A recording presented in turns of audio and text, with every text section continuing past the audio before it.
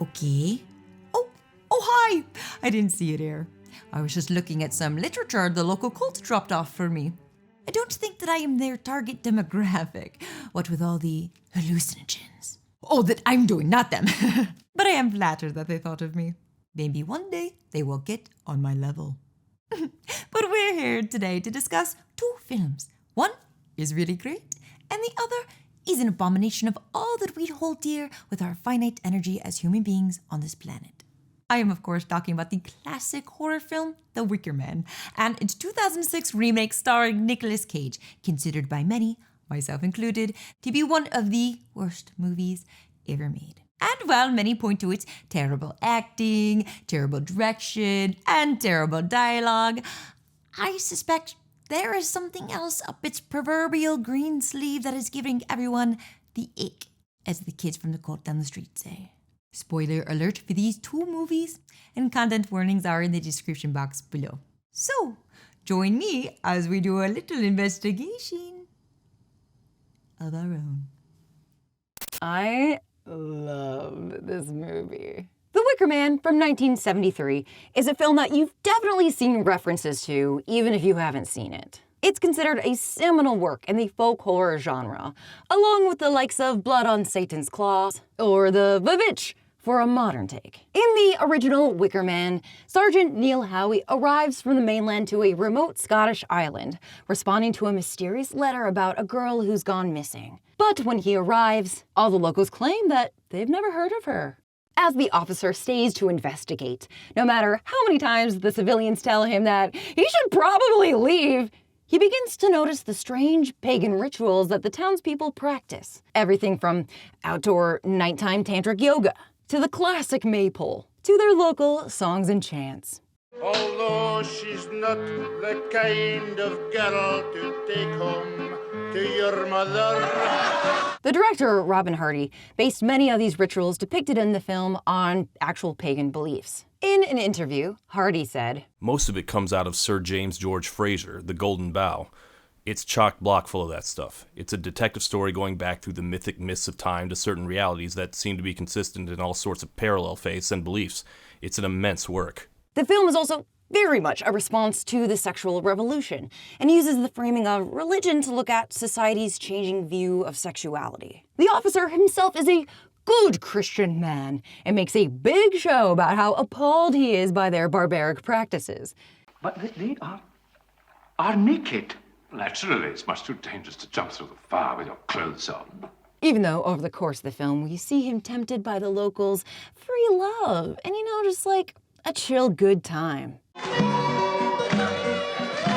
The officer now suspects the entire town is covering up the murder of the missing young girl, and despite numerous warnings, he stays for the May Day celebration, disguising himself as the fool. During the festivities, the missing girl appears. Believing her to be the May Day sacrifice, the officer sheds his disguise to help scuttle the girl to safety. Except the entire thing was a ruse. Did I do it right? You did it beautifully! It's the sergeant who is the May Day sacrifice. A man who would come here of his own free will. A man who has come here with the power of a king. A man who would come here as a virgin. A man who has come here as a fool.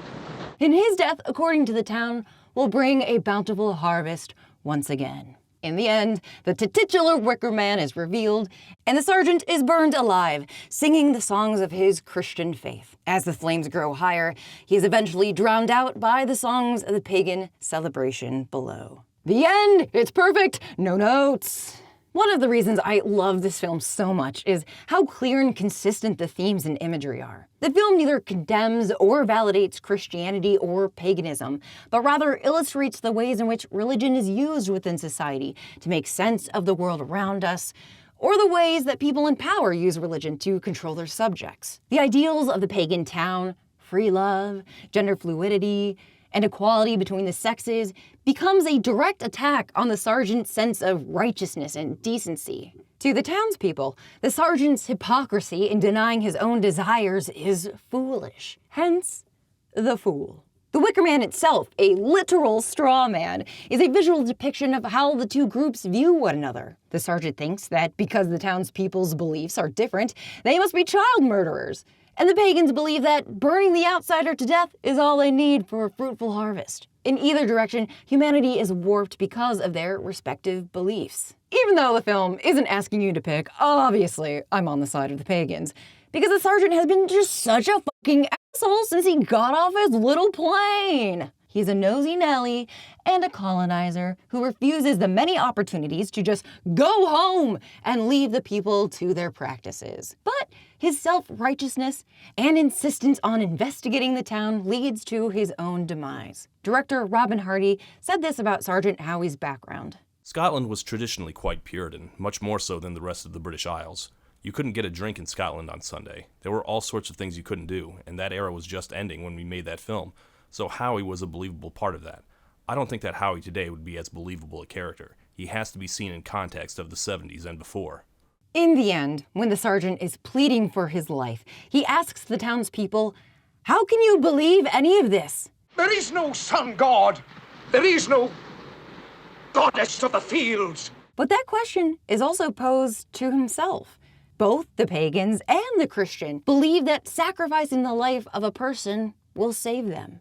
And if the pagans can't be right, like the police officer says, what could that say about his own religious beliefs? And to someone like Sergeant Neil Howie, that question is truly horrific. There is a director's cut of this film, and in that one, the first scene shows Sergeant Neil Howie in church reading a Bible passage about the Last Supper, specifically about transubstantiation, which is the literal Christ cracker, literally becoming the flesh of Jesus Christ. It's one of the Christian tenets that requires the most faith and a belief that a spiritual being can break the physical laws of the universe. And we've all agreed it doesn't count as cannibalism. But it's also no more believable or unbelievable than the tenets of other religions, including pagans believing that burning a man alive could make their apples juicy. In the same interview, Robin Hardy said, Both lots of gods get their airing, as it were. What I'm trying to do in a way is have the audience in the movie pay their money and take their choice, you know? We try to drive straight down the middle between the two. Besides the thematic elements, this movie's just awesome. Like when the masked townsfolk pop up from behind the stone wall. Beautifully eerie. Perfect folk horror, no notes, gabagool. Or the beetle that a schoolgirl keeps tied up in her desk. Or the discovery of the dead rabbit who inhabits the supposed grave of the missing girl. Just A+. It's a great movie. Go watch it if you haven't seen it. But I know that's not why you clicked on this video. And now, it is my unfortunate pleasure to discuss the 2006 remake starring Nicolas Cage, The Wicker Man.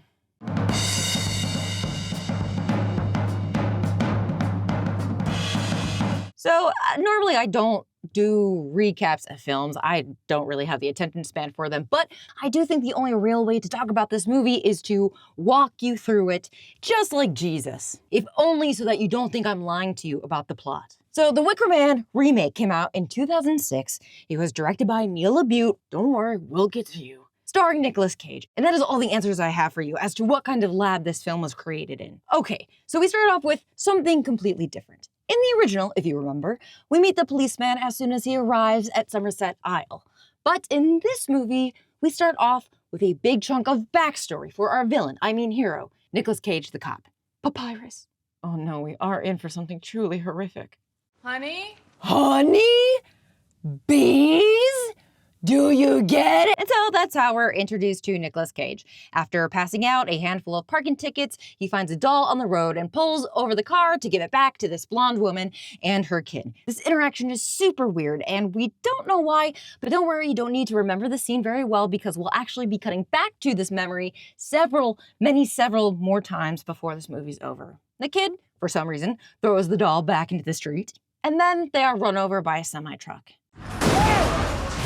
He tries to rescue them from the burning car, but the girl just stares back like the little freak she is, until he gets knocked out by an explosion.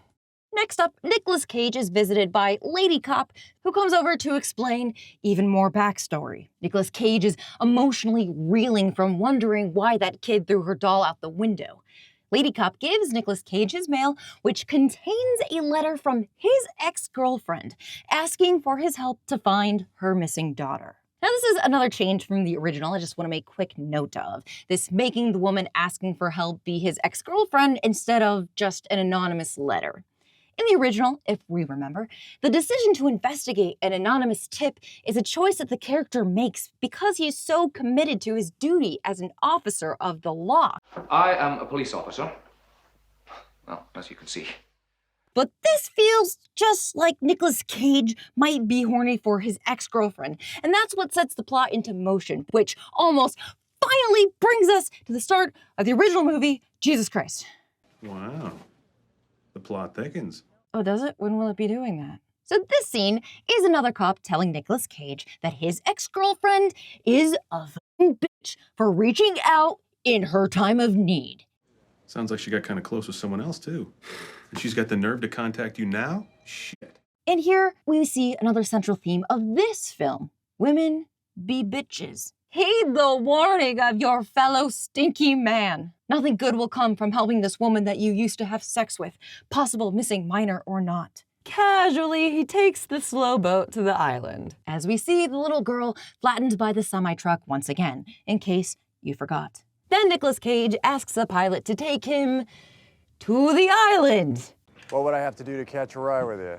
You know what? Let me answer that question with a question. How many more vehicles do we need to ride to get to the beginning of this film? Oh my God.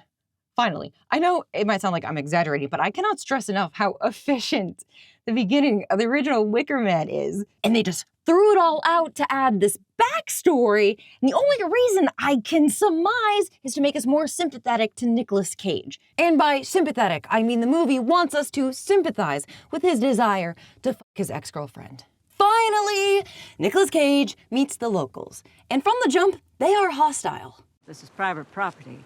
You can't land here without permission. Which I think is actually a really good decision because it'll be such a surprise later when we discover that they're hostile. He makes it to their village and charms the locals with all the charisma of J.D. Vance in a donut shop. Hi. Are you the barmaid in here, or whatever you call it? I definitely have spoken to human beings before. Finally, the ex-girlfriend appears and, surprise, she's hot. She keeps trying to get a moment alone with Nicolas Cage, but instead, he insists on drinking a beer real quick first, and then announces to the room that he's there to investigate them. This is official police business, and I want to speak to each one of you at some point. Which he does not have jurisdiction to do, by the way. Official California business, is it? Because this is Washington. In the original, the island is under the sergeant's jurisdiction, but in this remake, Nicolas Cage is from California. This little town thing is in Washington, and if he's not actually here for official police business and is only here for the pussy, then why isn't he going upstairs right now to be alone with his hot ex-girlfriend? Whatever, I digress. I don't care. This film won't let me care. Help! Please! Please help! Help you what? Not do this movie? Too late! No, actually, no, I do care. I think in order to really understand this movie on its own terms, we ironically do need to give a little more backstory on the man behind this movie. Specifically about its writer and director, Neil labute.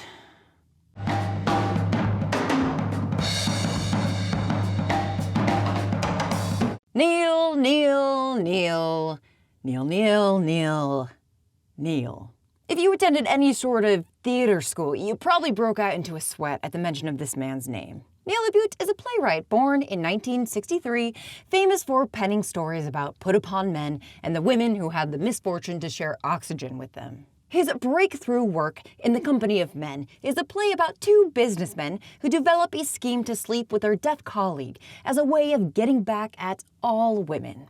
Neil also directed the film adaptation, and ladies and gentlemen, the audiences of 1997 ate it up. You like that guy? Him? You kidding me? I hate that prick. At the time, Neil labute was seen as edgy and brave for how horrible his male characters are. So how does it feel, Howie? How does it feel to really hurt someone?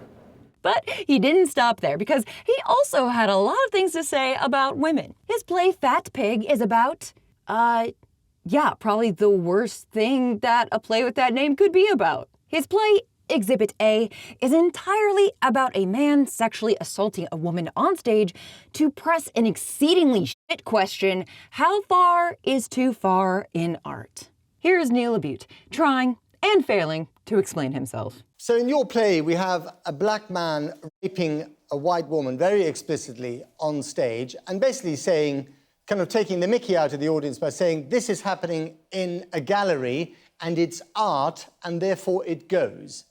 What were you trying to explore with that line of argument? Well, I think also it's exploring that very thin line between participant being a silent partner that an audience often takes on. You go to a show and by being a part of it, by not standing up, by not leaving, by not booing. I know that there was recently some booing at the Royal Opera House over a kind of a rape scene in William Tell. So, you know, at least those people were expressing themselves. The French are very good. You go to the Cannes Film Festival, you know, they'll let you know in 5 minutes what they think of your film. They slam their seat and they walk out. I don't want people to walk out. I want to connect. I want to take people to that edge and say, you know, whatever I'm exploring, what do you think about this? Wow, Neil.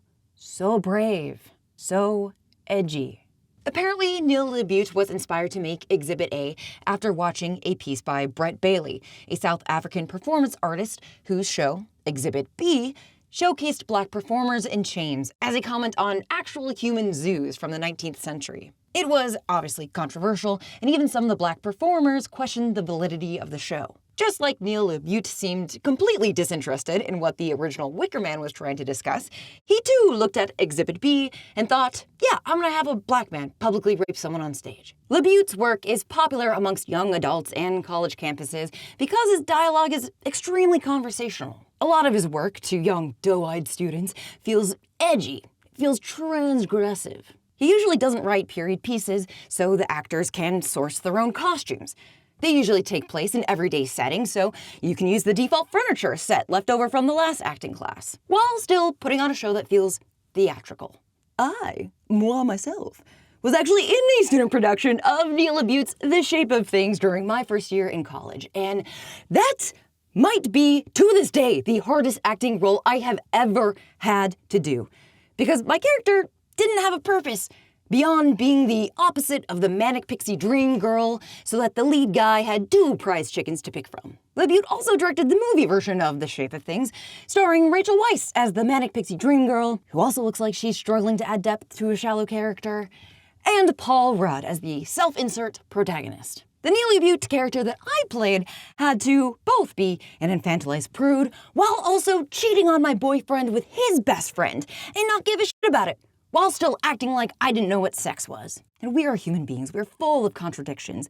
There are contradictory characters, but then there are characters that just do whatever the misogynist writer imagines the woman inside his head would do. It's the actor's job to fill a character with life and intention and purpose, and that can be really hard to do when the only intention and purpose the writer was thinking about is, but how will this affect the only character that I care about, the one I based on myself, played by universally loved Paul Rudd? So now you know a little bit more about his work. During Me Too, Neil labute was let go from the off-Broadway theater he had been working at for nearly 15 years. According to the New York Times, the theater's leadership repeatedly declined to explain the reason for its action, but on Friday, Blake West, its executive director, said, "We're committed to creating and maintaining a respectful and professional work environment for everyone we work with." Mr. labute did not respond to a request for comment. The action is a startling development in the 15-year relationship between the nonprofit theater and the polarizing playwright. MCC has been a longtime champion of Mr. labute's work, which often raises uncomfortable questions about sex and power and leaves viewers debating whether Mr. labute was critiquing or reveling in the bad behavior of some of his protagonists. We don't know the exact circumstances around labute being let go from MCC, but we do know that the MCC are committed to creating and maintaining a respectful and professional work environment, and in order to do that, they felt the need to fire Neil labute. Neil labute is a master of the genre I would like to coin the "oh poor him." The "oh poor him" has been a staple of filmmaking for as long as white men have been pushing other people out of the industry. It's a movie where we feel deep sympathy for the protagonist and anger at the unfair world around him. Maybe he's got a traumatic origin story. But he definitely never did anything wrong, or if he did do something wrong, we can understand why he did it. Even if he rises to great power, it's at a huge cost, often a tragic or at least bittersweet ending. And I'm not saying this makes a bad movie. Some of my favorite movies are this category. Michael Clayton, Heat, Fight Club, Michael Clayton, The Revenant, Morbius, Barry Lyndon, The Fabulous Mysterious Life of Michael Clayton, Taken, The Bible. It might be kind of hard to pin down exactly what an oh poor him looks like because it's so ubiquitous. But it might help to think of an oh poor him as the inverse of a good for her. In a good for her, we feel so bad for our put upon, often feminine protagonist that we want to see her get away with a little murder. As a treat. She deserves it. But in an oh poor him, the antagonist often has to be greatly exaggerated or based in complete fiction in order to create a foe big enough and bad enough for us to cheer him on. I think Michael Clayton is a great example of how an oh poor him can actually be based in reality. There are also fantastic entire characters dedicated to complicating this oh poor him idea, like the Punisher. Of course, that doesn't stop people from misinterpreting the message. To me, the good for her is kind of just a natural response to the ubiquitous oh poor him. And you know what? Good for her. Neil LaBute's In the Company of Men has dual male protagonists. The hot one that says most of the fucked up stuff about how they want to sexually harass their coworker because she has a disability, and the schlubby one who laughs at all of the hot guy's racist, sexist, ableist jokes. Even though the whole story is about these two men conspiring to manipulate and exploit this woman, it's the schlubby guy's emotional arc that the film ends on. We see how all of this has affected him and his self-esteem and his worth. He is the real victim. All of this to say, Neil LaBute watched The Wicker Man, a film about what ritual means to human beings, and thought to himself, women suck. You bitches! With that in mind, let's get back to Nicolas Cage and the cabal of women who want to see him burn.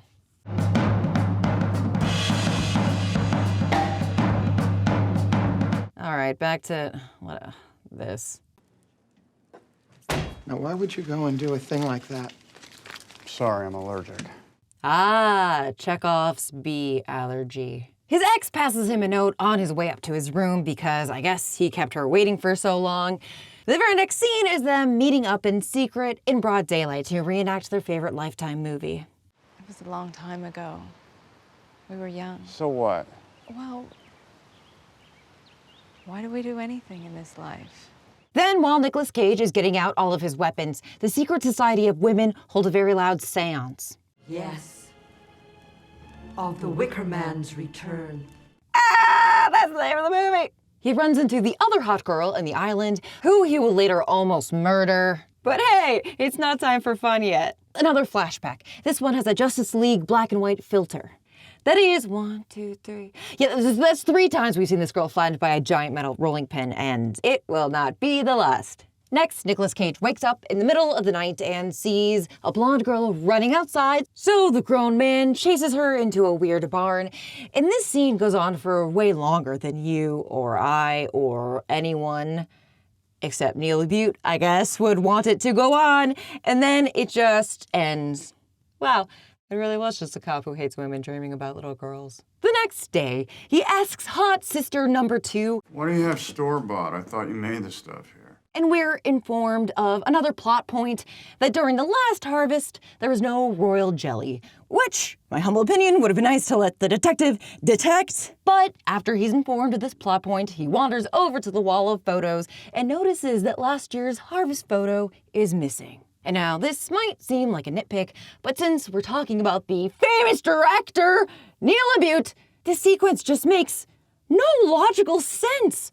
Why have a character tell him the thing he's about to discover for himself in 0.2 seconds? Why didn't he look at the photo and then ask about it, like the sergeant did in the original film? Does he know what a storyboard is? How finding things out works? Anyways, I just think Nicolas Cage looks like a ding-dong who can't solve a popsicle joke for most of this movie, and here was a very easy way to make him at least seem like he's there to investigate and not just fuck his ex-girlfriend, but whatever. This man is, like, famous for writing supposedly grounded, edgy, realistic work. This film makes me feel like I'm losing my mind. This is the island. I've gone to the island, and I'm being killed for watching this movie.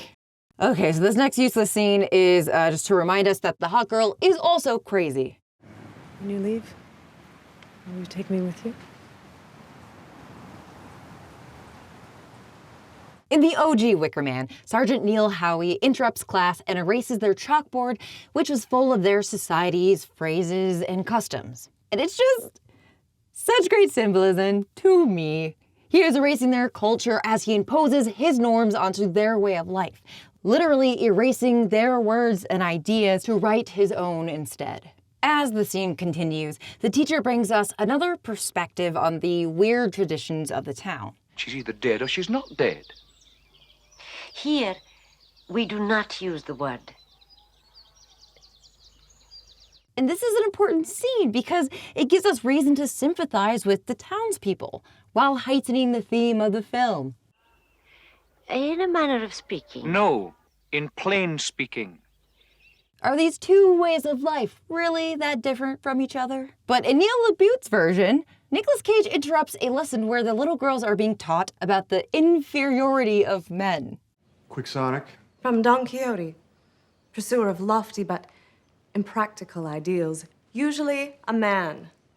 And instead of erasing their culture on a chalkboard, Nicolas Cage erases poetry from William Blake. A man. Maybe even a pillar of masculine poetry. I'm supposed to believe that this classroom both hates men for no established reason, but also teaches poetry written by William Blake. And there's a bunch of women poets that they could have picked. I don't really get what this is supposed to say, except, the poem has the word bees in it. So, okay. That's why he put, okay. Yep, okay. The OG Wicker Man uses this scene to draw parallels between two religions we might think of as being very different. Neil LaBute uses the scene to flatten all the women characters into caricatures of fairy tale witches. You little liars. Curious that he adds so much backstory to our hero cop, but none to these women or this village. Why are they isolated from men? Did something happen to make their way of life this way? It's such a huge change from the source material. In the original, the islanders' customs were grounded in history and early science. My grandfather bought this barren island, began to change things. A distinguished Victorian scientist, agronomist, freethinker. But in the remake, there's no reason given for the gender politics of this place. He's not modeling it after some matriarchy from history. That would have been cool. And you know what? This wouldn't matter so much to me. Backstory can be boring and unnecessary, except for the fact that this is now the main conflict of the film. Spoiler alert, later when Nicolas Cage meets Ms. Summer's Isle, she gives an explanation of how their group eventually came to physically be where they are. They fled to the New World. Unfortunately, they settled near Salem. But we don't get a philosophical reason for anything that they do on this island, other than bitches be crazy. My female brain hurts. Anyway, instead of a philosophical argument, the teacher tells Nicolas Cage that the missing girl is actually dead. Wait. When you say that she's grieving, you mean that Rowan is dead? You would say so, yes. Another great mystery maybe we could have had our detective cop figure out. But I digress. So Nicolas Cage goes to the graveyard, where his ex-girlfriend tells him that their child is in danger. That's right. The missing girl is, surprise, Nicolas Cage's daughter. Which, I don't know, I feel like maybe he could have used some math to figure that out. But, you know, he's also allergic to bees, but came to an island known for no-cell service, holistic healthcare, and oh yeah, raising bees. So, you know. Okay, most of the next chunk of this film is worthless, so I'll sprint through it the way that Nicolas Cage sprints through a forest chasing a little girl. They find the missing girl's desk, which is comically scribbled on like it had belonged to Rosemary's Baby. He runs to get the radio from the seaplane, but it takes so long he double hallucinates about a missing drowned girl.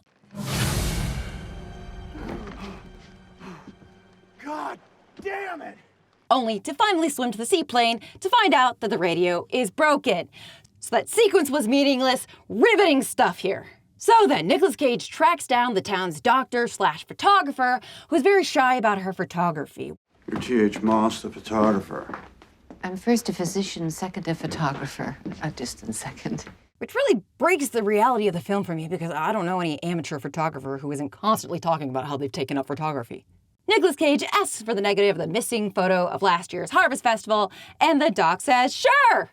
This plot point, of course, leads nowhere. Except Nicolas Cage sticks around to once again witness the not-so-secret gathering of this secret society. He picks the doctor's locks, runs back into the house. While sneaking around, he finds the photo of the missing girl and last year's harvest, even though the doctor said that she would get it for him, which apparently has a note on it that reads, Worst harvest on record. I don't know why that note is on the photo or where it's on the photo. Like, I don't know if it's a sticky note. Whatever, I don't care. Oh my God, I hate this scene. Okay, so in this one, they just go back and forth, Nicolas Cage pointing out all of the obvious secret society things going on. And Kate Behan, that's the actress who plays the ex-girlfriend, she's Australian. And unfortunately, her Wikipedia says that her best-known American film role was playing Sister Willow Woodward in the 2006 horror remake, The Wicker Man, opposite Nicolas Cage. And I'm sorry, Kate, that it says that. Anywho, all of her lines are weird half sentences like, she never thought that, I don't know, maybe Nicolas Cage would have some questions about their missing child. It's just, it's a ceremony that we have. I don't know anything else. But hey, I guess it fooled Nicolas Cage because by the end of this fight, they're making out. So yeah, nothing turns a mother on like when their child goes missing. Next, Nicolas Cage slowly becomes aware of his surroundings by noticing that, hey, the men here don't talk. Can't you talk? And the women sure be working. And finally, Chekhov's bee allergy. Oh yeah, it gets fucked up real good. And woo, baby, okay, we're at the 1 hour mark. We get the same exact flashback that we've gotten 5 times before, but this time, it's got an overlay of bees. After the attack, Nicolas Cage wakes up to Nurse Ratched. When they brought me to you, you were near death, clearly. So I treated the danger in the old way. Wait, so they do have magic and it works? I'm confused. And here's where Nicolas Cage finally meets Mrs. Summersile. They have the exact same snarky banter that he has had with every other character thus far. He asks to exhume the body, which, as we remember, he does not have the jurisdiction to do, by the way, but go off. There are bees all over this place, by the way, and still no one is concerned about this man or how allergic he is to the bees. Or is that magical bee potion actually that good? Who cares? Neela, you won't let me care! Madame Summersile now gives an info dump about the women's history and how they ended up on this island. But it's not really backstory in the same way that we got Nicolas Cage's backstory. We're not given their motivations for their actions. Instead, it's just a recounting of a sequence of events. We went here, then there, then there, then there, then ended up here. They were persecuted in their home country, so they came to America. But whoops, they ended up in Salem, where they were persecuted as witches, so they kept moving west until they ended up here. We're not really given their reasoning for doing this, so it makes it hard for us as the audience to empathize with them. Compare that to the cop's backstory, which is very personal. It involves an ex who left him and kept a secret child from him. We as viewers are primed to understand how that would motivate him, whether that means getting his girlfriend back or getting some sort of revenge for hiding their child. She's a two-dimensional, heartless liar. The evil world of women have conspired to lure Nicolas Cage to this island to be in their clutches because, well, oh, poor him. Also, it's just kind of weird to imply that these women are witches from Salem, because that would mean that the Salem witch trials were good, and that they actually caught witches, which is the opposite of the lesson of the Salem witch trials. And I would know, I've done that play too. Why am I persecuted? Instead of letting us better understand why the women on this island have decided to set up their own society, their thin backstory only justifies Nicolas Cage's distrust and hatred of them, and by extension, his distrust and hatred of bees. I mean, women. In the OG Wicker Man, Mr. Summersile's explanation of how they came to the island increases our empathy and understanding as to why this group of people may have made the decisions that they've made. Ms. Summersile's explanation of how they came to the island is that they are bitches, I mean witches. Ladies and gentlemen, we have lost the plot. Nicolas Cage asks Mama Summy if the men are second-class citizens, to which she replies, "We love our men. We're just not subservient to them." Ma'am, the men's tongues on this island are literally cut out. Oh, sorry, that's a spoiler, I guess, if you didn't see that coming from like 1,000 miles away. What with the men not being able to talk and never opening their mouth? Can't you talk? I guess equality really is oppression. And because this character is not given a grounded or understandable backstory, we have no idea if she's lying on purpose, if we're supposed to know she's lying, if she knows that she's lying. I don't. Who cares? He digs up the missing girl's grave, but only finds a stinky doll, hallucinates another little scared girl, finds a drowned Jesus statue. He's starting to have a bad time, so you know what that means. It's flashback number 5, or is it 6? Everyone knows theater works on rules of 9. But in this flashback, he starts suspecting all of the women in his life are secretly in this cult and have conspired to lure him, the perfection of masculinity, into their web. I mean, beehive. Honey? Into their honey trap! Literally. This is the montage of a madman. Specifically, a man who is mad at women. Kate B. Ham, whose best-known American film role was playing Sister Willow Woodward in the 2006 horror remake The Wicker Man, opposite Nicolas Cage, rescues him. He finds what he thinks is the missing girl's jacket, and it passes the mother sniff test. Go to the house and lock yourself in. I'll come back for you. Oh, God. I hate this couple. He runs around looking for Madame Summersile, but only finds an old man and more bees. And I'm so sorry to tell you that this is how Neil LaBute reveals the animal masks.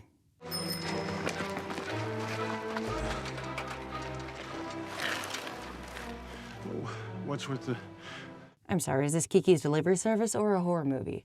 Well, actually, maybe Neil LaBute does think that Kiki's Delivery Service is a horror movie because it has a well-rounded female protagonist with a job! Celebration? Oh, yes. Of death. And rebirth. Why does this character do any of the things that she does? So gallant, Sir Knight. Still tilting windmills, I see. Oh, yeah, I forgot. She's a bitch. Why did I do that? Because I'm a bitch. Okay, let's fast forward through this. He sticks her up for the bike, finds all the men at the bar somehow, because the story needed him to, and then he just starts barging into people's houses, which again, he has no legal jurisdiction to do. Okay, fast forward, running that way, running. So much of this movie is Nicolas Cage running in a forest. Still running more. Plane sunk. Guy died from something in his teeth. He shakes him just to make sure. Hey, buddy, are you okay? Do you need some help? Boo, we've already seen it, and the framing in the other one was better. You know what? I haven't seen a man punch a woman recently. Let's watch some violence. Yeah, now kick her! Yeah! Whereas in the original, Sergeant Neil Howie dresses up as the fool for the May Day parade, in the remake, Nicolas Cage dresses up as a bear to imply that he has a big throbbing cock. They do their more burring version of the same parade. Now, of course, in the original, we all remember, Christopher Lee was serving kitty girl cult leader fantasy realness. But in this one, they don't even have Madame Summersile dress up as Marlene Stritch or the lead singer from the Talking Heads. Where's the gender bend? Okay, he finds his daughter, gets in one more shiner, and I guess his plan is to run off the island. You have been chosen to die a martyr's death.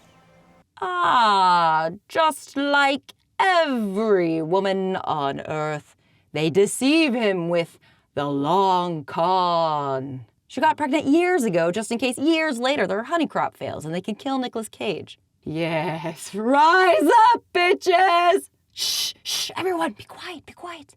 This is the part. Oh, no, not the bees!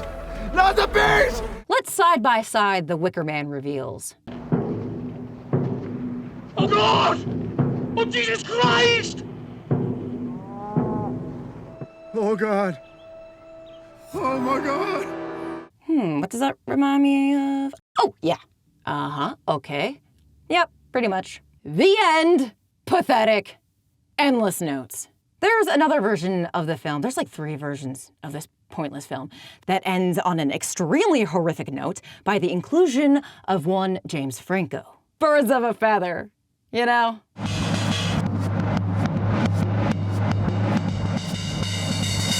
Okay. Now, I know what you're thinking. How can we possibly live in a world where Neil LaBute is considered a celebrated auteur playwright while also being responsible for the worst bad movie of all time? The worst of the worst for all you red letter media heads. Maybe he is an innocent ingenue, and the world has unfairly conspired to take him down. Maybe he's actually written a masterful critique of patriarchal societies. And by swapping the genders, we're supposed to realize how ridiculous these power structures are. And the people trying to cancel him are just too thick to realize it, and oh, poor him. The film is definitely bananas enough to warrant the skepticism that someone could have made it on purpose. The problem with that argument, however, is that it was directed by Neil LaBute. Well, the library's open because the director of the original Wicker Man served absolute cunt with his read of LaBute's remake. It was a disaster. I couldn't believe it was as bad as it was. Poor Nicolas Cage sort of stumbled about dressed up in a bear suit and made himself look ridiculous. It was an entirely different film. It was a film about a matriarchy which vaguely sat upon the Wicker Man plotline. In other words, missing girl, policeman, strange pagan society, but that's about it. Neil LaBute, who wrote and directed it, has very strong feelings about feminism, and he turned all the major male characters into females and created out of Lord Summerisle's island a rather vicious matriarchy. All the men have had their tongues cut out so they couldn't speak. It had no humor, virtually no sex, and the music was all towards orchestral music and no songs, no local stuff at all. So it lacked all the things one might say made The Wicker Man have atmosphere. I can't believe there is a director's commentary for this film, but there is.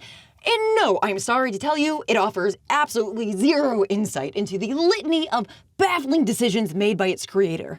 But LaBute does at least tell us how much of a hero cop Nicolas Cage is, in case you were holding your breath for any sort of self-consciousness from this man. He really kind of goes into gear and strikes back. It's kind of awesome because you never get to see that on screen. A man just like flat out punch women. You don't see it. I think it's earned by the time he gets there. He's been so absolutely. put upon that, I think people will respond in that way. For Nick, it became less about it being a woman and just about whoever it is in this community that's been doing this, and primarily it's been women. It was time to strike back. And if you bravely and naively thought that his firing and cancellation may have been a wake-up call about his bigoted worldview, then I am happy to share with you that obviously it wasn't. In 2022, after his cancellation, Neil LaBute wrote and directed another film.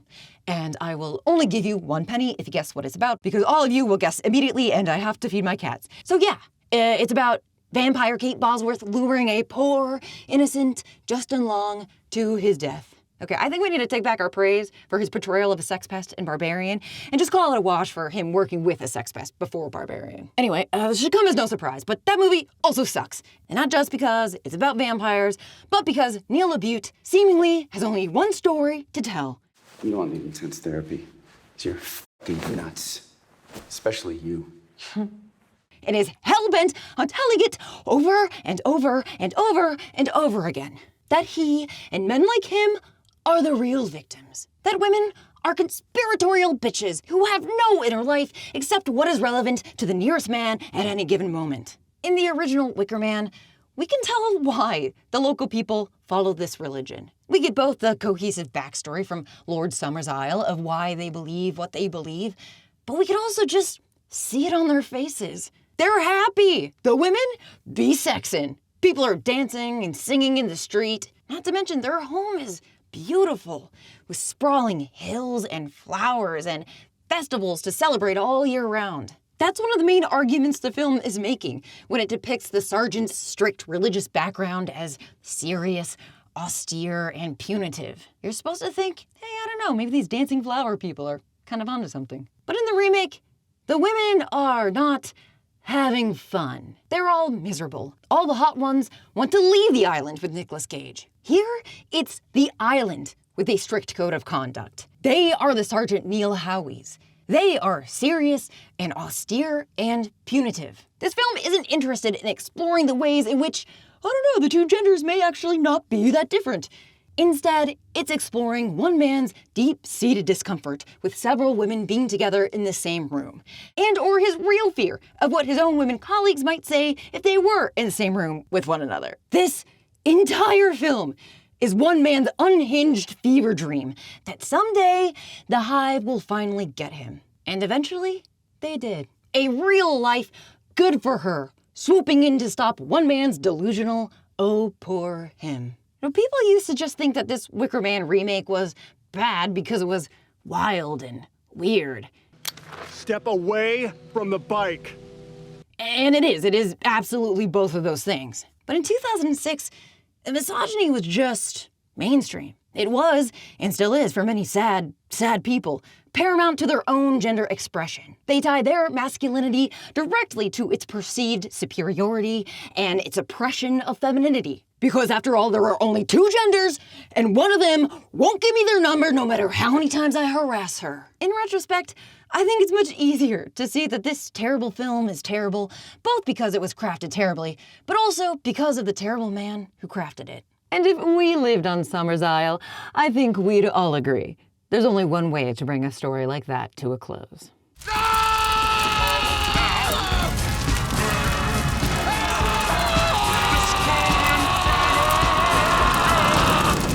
So, class, today we learned that the Wicker Man remake from 2006 is officially a bad movie.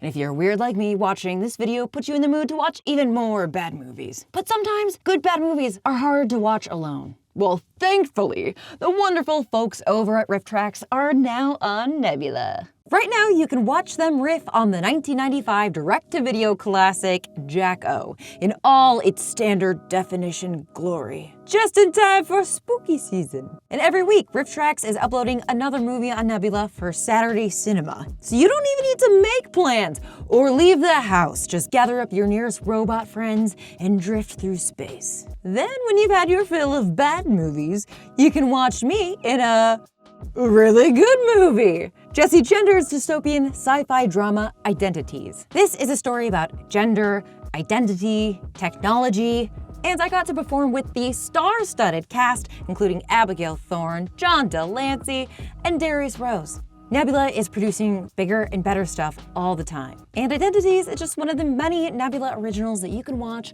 right now.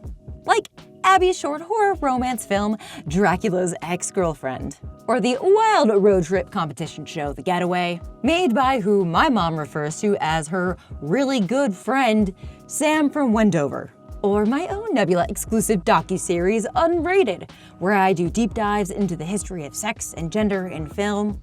Or Bro Deschanel's delectable taboo cinema.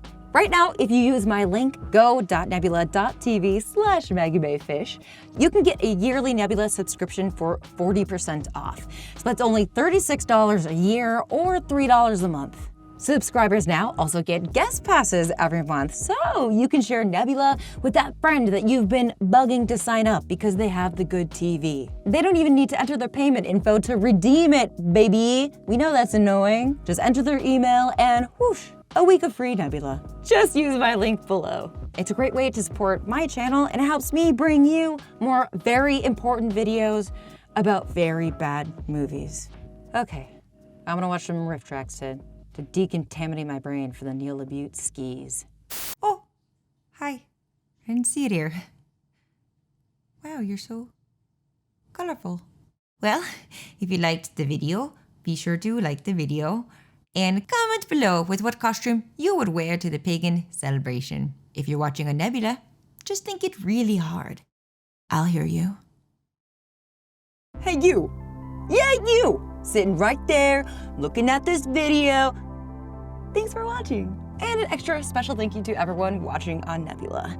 This channel is supported by my lovely patrons, and if you'd like to see your name in the credits along with these fine folks and join our very cool, very chill, definitely not a cult Discord server, just head over to patreon.com/Maggie Mae Fish. Thank you to Sarah Zed and Todd in the Shadows for lending me their voice. You can have them back now. And until next time, save Martha.